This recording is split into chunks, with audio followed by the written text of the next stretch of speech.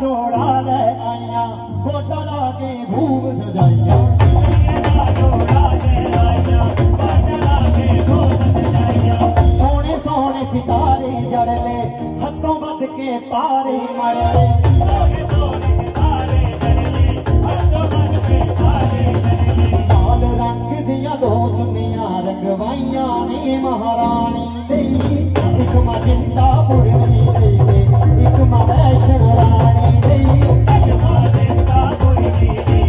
एक मवैष्ण रानी दई एक मजिंदा पुरनी दई एक मवैष्ण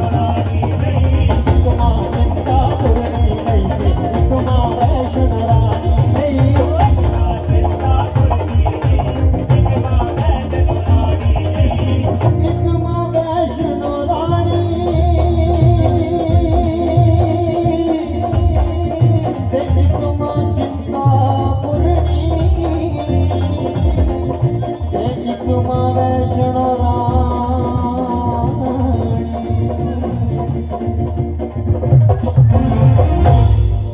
जयकारा शेरां वाली दा बोल सच्चे।